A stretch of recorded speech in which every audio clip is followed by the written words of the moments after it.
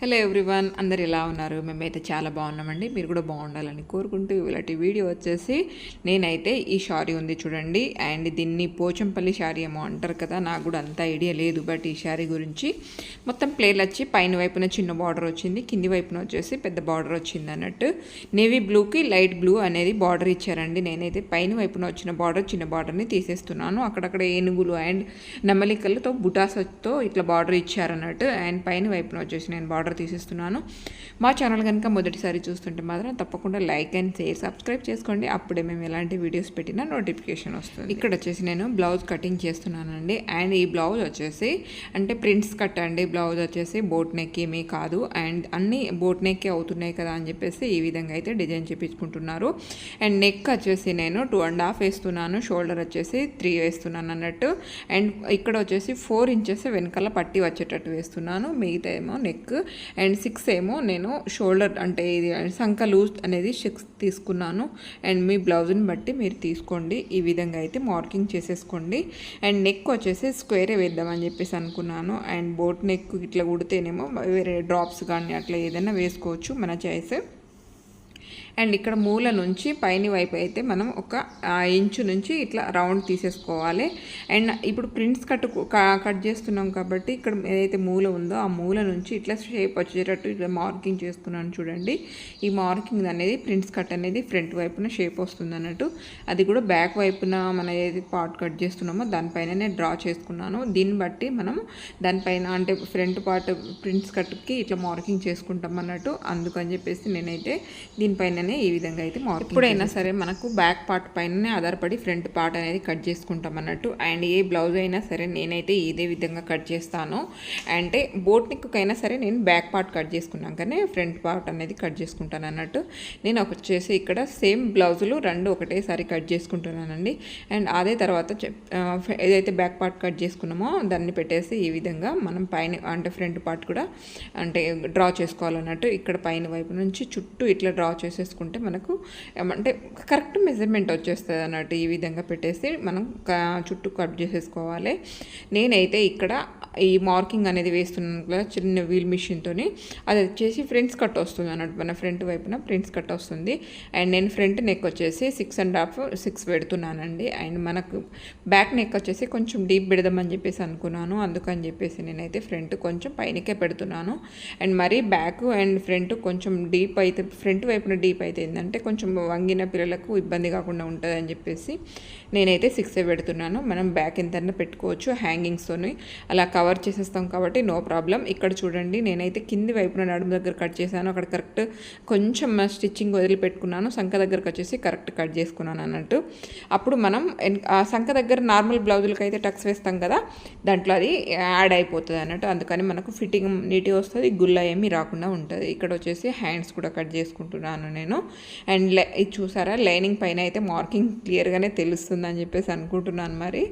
And ఈ విధంగా అయితే మార్కింగ్ చేసేసుకోవాలి హ్యాండ్స్కి అనేది. పెద్దగా ఏమీ ఉండదండి, మీరు కొంచెం కరెక్ట్గా మీరు ఈ విధంగా హ్యాండ్స్ కూడా కట్ చేసుకున్నాను నేను. అండ్ మనం ఏదైనా సరే బ్లౌజ్ కట్ చేసుకునేటప్పుడు మెజర్మెంట్ అనేది వాళ్ళు బ్లౌజ్ ఇచ్చిర్రా మీరు మనం బాడీ కొలత తీసుకున్నాం అనేది ఒకటి గమనించుకోండి. నేనైతే ఎక్కువగా మా బాడీ కొలత కంటే మెజర్మెంట్ తీసుకొని కుట్టడమే నాకు ఎక్కువ అలవాటు అండి. అండ్ ఈ విధంగా మళ్ళీ ఫ్రంట్ పార్ట్ ఏదైతే ప్రింట్స్ పార్ట్ ఉంటుందో చూడండి, ఇక్కడ ఈ మూలకు పెట్టేటట్టు చూడండి. అండ్ చాలామంది ఏం చేస్తారంటే మనం కట్ చేసినాక మిగిలిన క్లాత్ని అట్లా డైరెక్ట్ కట్ చేసేస్తారు, అట్లా షేప్ అయితే రాదు. అంటే ఓకే, వాళ్ళ స్టిచ్చింగ్ ఎలా ఉంటుందో నాకు తెలియదు, నేనైతే ఈ విధంగా పెడుతున్నాను. అండ్ అసలు కప్పు పెట్టాల్సిన అవసరం కూడా ఉండదండి, అంత బాగా వస్తుంది అన్నట్టు. ఇక్కడ చూడండి ఈ విధంగా మార్కింగ్ చేసుకొని చుట్టూ ఎగస్ట్రా ఉన్నది కట్ చేసుకోవాలి. కింది నడుము దగ్గర వచ్చేసి ఇక్కడ కూడా కొంచెం ఎగస్ట్రానే కట్ చేసుకున్నాను. సంఖ దగ్గరకు వచ్చేసి తక్కువ కట్ చేసుకున్నాను చూడండి. ఈ విధంగా అయితే మొత్తం కంప్లీట్ చేసేసి ఆ తర్వాత పెద్ద బార్డర్ ఉన్నదేమో, ఇది ఆల్రెడీ పీస్ అనేది మన బార్డర్లో లైట్ గ్రీన్ ఉంది కదా, అంటే లైట్ బ్లూ అంటారా గ్రీన్ అంటారా కొంచెం మిక్స్డ్ కలర్ ఉంది. అది వచ్చేసి బ్లౌజ్ వచ్చింది శారీలో. ఆ బ్లౌజ్ అనేది నేను హాఫ్ శారీలో కూడా బ్లౌజ్గానే యూజ్ చేస్తున్నాను అన్నట్టు. చీరలు అది ఏమి యూజ్ చేయట్లేదు, అంటే బ్లూ ఏమి యూజ్ చేయట్లేదు. అండ్ లైట్ బ్లూ వచ్చింది. ఈ విధంగా నేనైతే బ్లౌజ్కి యూజ్ చేసేస్తున్నాను. అండ్ ఇక్కడ వచ్చేసి మెయిన్ ఫ్యాబ్రిక్ కూడా కట్ చేసేసుకుంటున్నాను అన్నట్టు ఈ విధంగా. అండ్ మనం బ్యాక్ ఓపెన్ పెడుతున్నాం అన్నట్టు ఈ బ్లౌజ్కి, ఫ్రంట్ ఓపెన్ ఏమి కాదు. ఈ విధంగా అయితే మొత్తం కంప్లీట్గా కట్ చేసేసుకోవాలి. మనకు క్లాత్ కరెక్ట్ సరిపోతుందా లేదా అని చూసేసుకొని కట్ చేసుకోవాలి. ఇక్కడ వచ్చేసి మెయిన్ ఫ్యాబ్రిక్ కూడా మనం సేమ్ ఇట్లా క్రాస్లో వచ్చేటట్టే షేప్ పెట్టేసి కట్ చేసేసుకోవాలి. అప్పుడే మనకు మంచి అంటే ఫిట్టింగ్ అనేది వస్తుందండి. మీరు ఒక్కసారి ఇట్లా కట్ చేసి స్టిచ్చింగ్ చేయండి, మీకే తెలుస్తుంది అన్నట్టు. ఇక్కడ చూడండి నేనైతే 6 పెడుతున్నాను నెక్ వచ్చేసి. అండ్ కింది వైపున కొంచెం వెడల్పుగా పెడుతున్నాను చూడండి. ఇక్కడ షేప్ కిషాన ఈ విధంగా కట్ చేసుకోవాలన్నట్టు.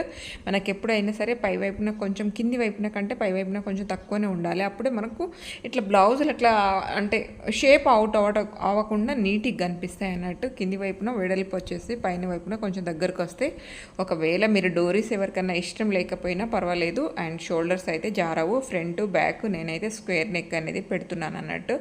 బాగుంటుంది. ఆ హాఫ్ శారీకి మనం బోట్ నెక్ కాకుండా ఇట్లా స్క్వేర్ నెక్ పెట్టుకున్నా కొంచెం డీప్గా పెట్టుకోవాలి, సరిపోతుంది అన్నట్టు. నీట్గా కనిపిస్తుంది చూడ్డానికి, కొంచెం సింపుల్గా.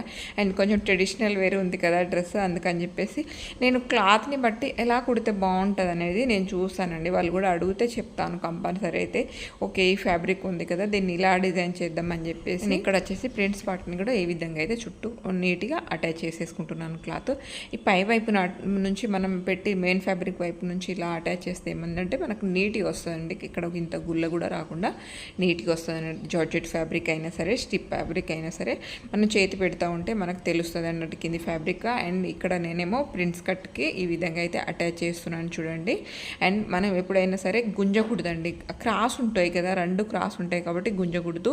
అండ్ కొంచెం మనం నడుము దగ్గర నుంచే మనం అటాచ్ చేసినామంటే శంఖ వైపున కొంచెం ఎగస్ట్ అయ్యేది ఉన్నా సరే ఈ విధంగా తర్వాత అటాచ్ చేసినాక మార్కింగ్ చేసుకుని ఇక్కడ కొంచెం ఎగస్ట్ వచ్చినా చూడండి ఈ లోతులో కలిసిపోతున్నట్టు. మనం పైన కరువు తీస్తాం కదా శంఖ దగ్గర, ఈ విధంగా తీసేటప్పుడు దాంట్లో అడ్జస్ట్ అయిపోతుంది.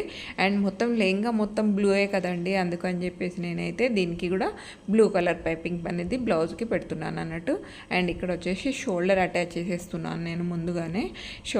లోపల వైపు నుంచి కూడా మనం లాగ్ చేయొచ్చు పైపింగ్ పెట్టి, బట్ ఈ క్లాత్ కొంచెం లోపల మనం పెట్టే పైపింగ్ అనేది బయటికి కనిపించేటట్టుగా అనిపించింది నాకు, అందుకని చెప్పేసి బయట నుంచి వేసేస్తున్నాను అన్నట్టు దీనికి పైపింగ్. అండ్ నడుముకు కూడా పైపింగ్ వేస్తానండి, అందుకే ముందే ఇక్కడ కరువు కూడా తీసేస్తున్నాను చూడండి. బ్లౌజ్ ఫిట్టింగ్ నీట్గా రావాలంటే గదొకటి కూడా గమనించుకోండి. అండ్ బ్లూ కలర్ పైపింగ్కి నేను బయటి నుంచి లాక్ చేసే పైపింగ్ అయితే ఈ విధంగా 1 సైడ్ ముందే ఫోల్డ్ చేసి పెట్టుకోవాలి. యాక్చువల్లీ ముందు చాలానే వీడియోస్ పెట్టాను. అండ్ హ్యాండ్స్కి వచ్చేసి నేను లోపల వైపు నుంచి లాక్ చేస్తున్నాను అన్నట్టు, బయట ఎలాంటి ఖర్చు అనేది కనిపించదు. అందుకని చెప్పేసి 1 సైడ్ లోపల పెట్టేసి థ్రెడ్ పైపింగ్ ఏదైతే ఉందో అది లోపల పెట్టేసి 1 సైడ్ నుంచి మనం స్టిచ్చింగ్ చేసుకుంటే సరిపోతుంది. అండ్ పైపింగ్ ఇక్కడ నెక్ కూడా అటాచ్ చేస్తున్నాను బ్లౌజ్ నెక్ కన్నట్టు ఈ విధంగా. అండ్ మూలల దగ్గర కొంచెం చూసుకోవాలి, మనము నిడిల్ బయటికి తీయకుండానే క్రాస్ అనేది మనం మూలలు ఏ షేప్ అయినా సరే నిడిల్ బయటికి తీయకుండానే తింపాలి, అప్పుడే నీట్గా వస్తుంది అన్నట్టు మనకు. అండ్ షేప్ అవుట్ కాకుండా కూడా బ్లౌజులు అనేది నీట్గా వస్తాయి. ఈ విధంగా అయితే కంప్లీట్ చేసేసుకోండి. అండ్ ఆ తర్వాత అండి నడుముకు కూడా పైపింగ్ వేస్తున్నాం కదా, నడుముకు వేసే పైపింగ్ కూడా మనం ఖర్చు ఏది కనిపించకుండా లోపల వైపు నుంచి వేస్తున్నాం కాబట్టి 1 సైడ్ అది కూడా 1 సైడ్ లాక్ చేసుకుంటే సరిపోతుంది అన్నట్టు. పైన వైపునేమో లైనింగ్ అండ్ మిడిల్లో వేసేసి పైపింగ్ ఈ విధంగా అయితే నేను వేసేస్తున్నాను. హ్యాండ్స్కి కూడా ఇదే విధంగా వేసాను చూడండి. మళ్ళీ పైనుంచి ఒక కుట్టు అనేది వేసేసుకోవాలి. ఈ విధంగా వేస్తే మనకు లైనింగ్ కిందికి జారకుండా నీట్గా కనిపిస్తుంది అన్నట్టు. అండ్ ఎప్పుడు వేసుకున్నా మనం ఎన్నిసార్లు పిండినాక బ్లౌజ్ వేసుకున్నా మనకు లైనింగ్ అనేది కిందికి కనిపించదు. అలాగే వదిలిపెట్టేసినాం అనుకోండి లైనింగ్ అయితే బయట కనిపిస్తుంది. అండ్ ఇక్కడ నెక్ కూడా నేను చుట్టూ ఖర్చు అనేది వేస్తున్నాను మూలల దగ్గర. అలా వేస్తే మనకు బ్లౌజ్ షేప్ అనేది నెక్ కరెక్ట్గా నీట్గా వస్తుంది అన్నట్టు. ఏ బ్లౌజ్ రౌండ్ నెక్ అయినా సరే, స్క్వేర్ నెక్ అయినా సరే, ఏ డిజైన్ మీరు వేసినా సరే ఈ విధంగా అయితే ఖర్చు వేసుకోండి చూడండి. ఈ విధంగా వేసేసాను. ఆ తర్వాత నడుముకు వేసిన దానిపై నుంచి కూడా ఒక కుట్ట అనేది వేసేస్తున్నాను అన్నట్టు. ఇలా పైనుంచి వేసి లోపలికి ఫోల్డ్ చేసినాం అనుకోండి, ఇక్కడ మనకు పైపింగ్ వేసింది క్లియర్గా తెలుస్తుంది అన్నట్టు. ఆ విధంగా నేనైతే ఇక్కడ హ్యాండ్ మెజర్మెంట్ కరెక్ట్ చూసుకొని మార్కింగ్ వేసుకొని చుట్టూ ఉన్న ఫ్యాబ్రిక్ని ఈ విధంగా అయితే కట్ చేసేస్తున్నాను. అండ్ మిడిల్లో ఈ విధంగా ఖర్చు వేసుకోవాలి, అప్పుడే మనకు మిడిల్లో కరెక్ట్ అనేది తెలుస్తుంది అన్నట్టు. అండ్ మిడిల్లో పెట్టే ఎప్పుడైనా హ్యాండ్స్ ఒక షోల్డర్ అయితే డ్రెస్ డ్రెస్సులకైనా సరే, లాంగ్ ఫ్రాక్ అయినా సరే, ఏదైనా సరే ఫస్ట్ మిడిల్ నుంచే స్టార్ట్ చేయాలండి. ఆ తర్వాత మనం నెక్స్ట్ కుట్టు అని ఇంకొకటి వేస్తాం కదా, అది స్టార్టింగ్ నుంచి వేసుకోవచ్చు, no problem. But first hands అయితే అటాచ్ చేసేటప్పుడు ఇలా మిడిల్ నుంచి స్టార్ట్ చేస్తే మనకు కరెక్ట్ వస్తుంది అన్నట్టు, ఇటు అటు జారకుండా అండ్ నీట్గా వస్తుంది. అండ్ రెండు వైపులా నేను ఇదే విధంగా అటాచ్ చేసుకున్నాను. అండ్ మిడిల్లో పట్టేసుకొని ఈ విధంగా అయితే నడుము దగ్గర నడుము కొలత చూసేసుకోవాలి.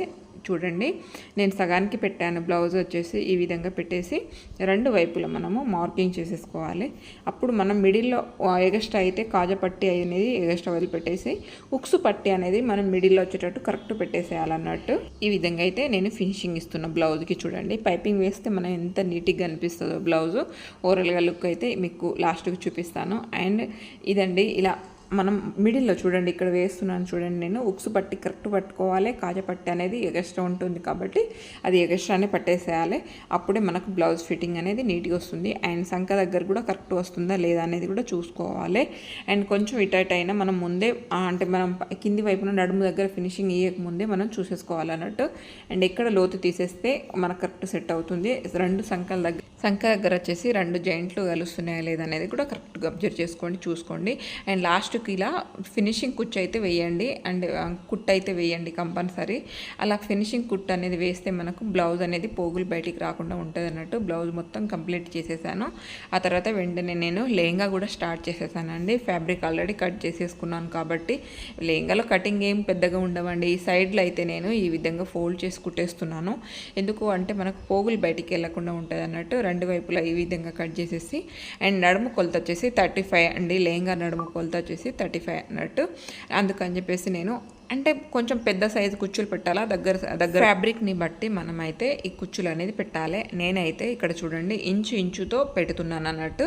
ఒకదాని కిందికి ఒకటి అట్లా వచ్చేటట్టు పెడుతున్నాను. ఫ్యాబ్రిక్ కొంచెం సాఫ్ట్గా ఉంది కదా అని చెప్పేసి ఈ విధంగా పెడుతున్నాను. కొంచెం ఫ్యాబ్రిక్ తక్కువ ఉంది అంటే కొంచెం గ్యాప్ తీసుకోండి. కొంచెం అంటే మరి ఒకదాని కింద ఒకటి పెట్టకుండా చూసుకుంటే సరిపోతుంది. అండ్ ఫ్యాబ్రిక్ సాఫ్ట్గా ఉంది కాబట్టి నేనైతే దీనికి అండ్ లోపల లైనింగ్ కూడా కుచ్చులు వేసేసాను. అండ్ వేరే ఫ్యాబ్రిక్ ఉంటే మాత్రం కొంచెం స్టిఫ్గా ఉంటే మాత్రం నేను అంబ్రెల్లా కటింగ్ ఇట్లా వేస్తాను అన్నట్టు. ఈ విధంగా ఫ్యాబ్రిక్ కూడా లైనింగ్ అటాచ్ చేసినాక ఇక్కడ చూడండి నేనైతే సైడ్ ఫినిషింగ్ కూడా ఇచ్చేసాను. సైడ్ ఫినిషింగ్ ఇచ్చేటప్పుడు మనకు 1/2 ఇంచు లోపల కానీ వేసేస్తే మనకు జిప్ వేయడానికి ఈజీ ఉంటుంది అన్నట్టు. ఈ విధంగా నేను లోపల మెయిన్ ఫ్యాబ్రిక్కి ఫస్ట్ స్టిచ్చింగ్ వేసేస్తే అది లోపల వదిలిపెట్టేసినాక పైనుంచి నేను లైనింగ్ అనేది ఫినిషింగ్ ఇస్తాను అన్నట్టు. అలా ఇస్తే మనకు చాలా నీట్గా వస్తుంది. ఇక్కడ చూడండి ఈ మన జిప్ అయితే ఎంతైతే పట్టడానికి అక్కడ ప్లేస్ ఉందో అంత నేను వదిలిపెట్టే నేను సైడ్ ఫినిషింగ్ అనేది చేశాను అన్నట్టు.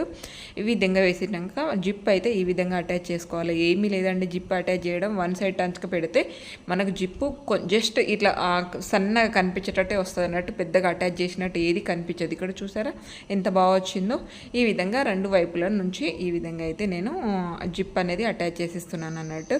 అండ్ లెహంగాస్కి జిప్ అటాచ్ చేస్తే పిల్లలకైతే ఎలాంటి ఇబ్బంది ఉండకుండా ఉంటుంది. ఈ విధంగా నేను జిప్ అనేది అటాచ్ చేసేసాను చూసారా.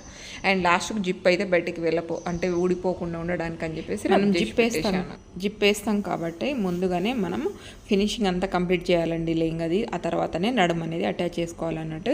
ఇక్కడ కింది వైపున లైనింగ్ పెట్టేసి పైనుంచి మెయిన్ ఫ్యాబ్రిక్ వేసేసి రెండు వైపులో ఈ విధంగా అయితే నేను ఒక స్టిచ్చింగ్ అనేది పెద్ద కుట్ట అనేది వేసేసాను. ఈ విధంగా వేసి ఆ పైనుంచి మనము డైరెక్ట్ ఎంత అయితే మనకు అవసరం అంత కొంచెం ఎగస్ట్రా వదిలిపెట్టుకున్నాను. ఇక్కడ చూడండి లోపల ఫోల్డ్ చేయనీకి అన్నట్టు. అండ్ ఆ తర్వాత అయితే నేను నడుము పట్టు అనేది అటాచ్ చేసుకుంటున్నాను చూడండి. అండ్ కింది లైనింగ్ వైపు నుంచి పెట్టి మెయిన్ ఫ్యాబ్రిక్ వైపున నేను మలిచి కుడతాను అన్నట్టు. అలా కుడితేనే మనకు స్టిచ్చింగ్ అనేది చాలా నీట్గా కనిపిస్తుంది. అండ్ మనకు అంటే బయట బొటిక్లలో కుట్టిస్తే ఏ విధంగా అయితే మనకు స్టిచ్చింగ్ ఉంటుందో నీట్గా సేమ్ అదే విధంగా ఉంటుంది అన్నట్టు. ఇక్కడ చూడండి ఆ తర్వాత నేను పైనుంచి ఇట్లా ఫోల్డ్ చేసి కొంచెం లోపల క్లాత్ మలిచి ఈ విధంగా అయితే ఫినిషింగ్ ఇచ్చేస్తున్నాను. యాక్చువల్లీ దీనికి నాడ తొడిగిస్తాం కాబట్టి మనం ఉక్సులు ఏమి ఇవ్వలేదన్నట్టు. ఈ విధంగా మనం నడుము అనేది గుంజకుండా నీట్గా అండ్ స్టిచ్చింగ్ వేసుకుంటే ఇది చూడండి ఎక్కడ కొంచెం కూడా గుల్ల రాకుండా నీట్గా వస్తుంది అన్నట్టు. ఈ విధంగా అయితే కంప్లీట్ చేసుకోవచ్చు. ఆ తర్వాత అయితే నేను దానికి నాడ అనేది వేస్తున్నాను అన్నట్టు. నాడకి ఈ విధంగా వేసి నేను ఉల్టాయిస్తానండి. నాడ మనం డోరీస్ బ్లౌజ్కి అయితే ఎలా కడతామో సేమ్ అదే విధంగా వేస్తాను అన్నట్టు. అలా వేస్తే నేను నీట్గా కనిపిస్తుంది. పిల్లలు ఇప్పుడు ముందులా కాదు కదా కట్టేసి లోపల వైపున వదిలిపెట్టుకోవడానికి అండ్ బయట వేలాడేటట్టు పెట్టుకుంటున్నారు. అండ్ హ్యాంగింగ్స్ కూడా వేస్తున్నాను కాబట్టి దీనికి అందుకని చెప్పేసి నేను ఈ విధంగా నాడాల్సి అయితే తీశాను. ఇది వచ్చేసి కొంచెం ఫ్లవర్ ఫ్లవర్గా ఉంది, క్లాత్ బాగుంది కదా అని చెప్పేసి బ్లూ ఉంది, ఇంకా కొంచెం హ్యాంగింగ్స్కి ఇట్లా ఊగులాడేటట్టు మంచిగా నీట్గా కనిపిస్తాయని ఇవి హ్యాంగింగ్స్ అయితే వేసేసాను. అండ్ మీకు కూడా నచ్చిందని అనుకుంటున్నాను. హ్యాంగింగ్స్ అయితే నాకు చాలా బాగా నచ్చింది. ఓవరాల్గా లెహంగా ఎలా ఉందో చూపిద్దామని చెప్పేసి, ఇప్పుడు పండగల సీజన్ వస్తుంది కదండి, చాలా బాగుంటుంది.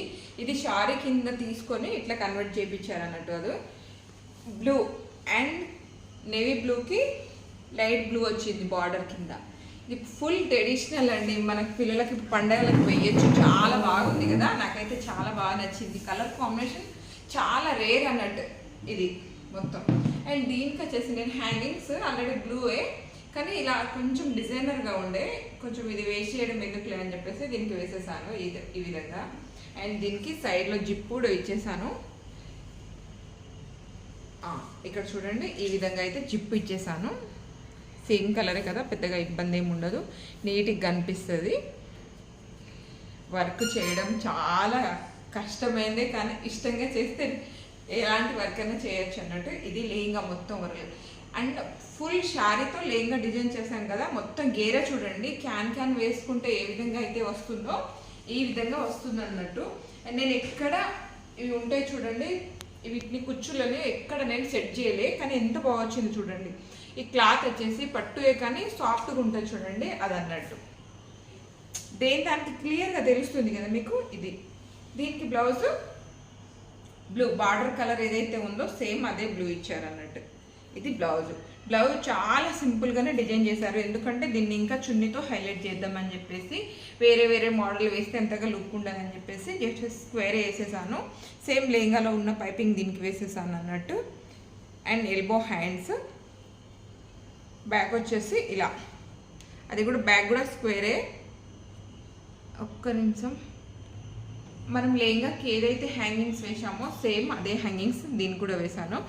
ఎందుకు నాకు చాలా బాగా అనిపించిందండి. ఇవి క్లాత్ వేస్ట్గానే పోయేది, మనము ఏం యూజ్ చేస్తాం ఇది, కానీ దీనికి వాడేద్దామని చెప్పేసి అనిపించింది నాకు, అందుకని చెప్పేసి దీనికి యూజ్ చేసేసాను ఈ విధంగా. చాలా అంటే చాలా బాగుంది. ఇలా కొంచెం డీప్ నెక్ ఇచ్చాను, బాగుంటుంది అన్నట్టు హాఫ్ శారీకి. ఇది బ్లౌజ్, దీనికి చాలా అంటే చాలా బాగుంది కదా కాంబినేషన్.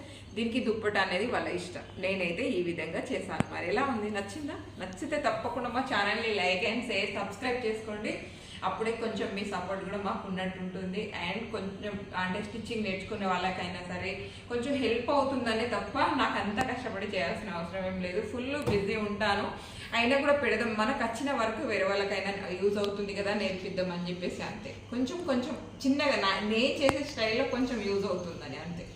బాయ్ మరి.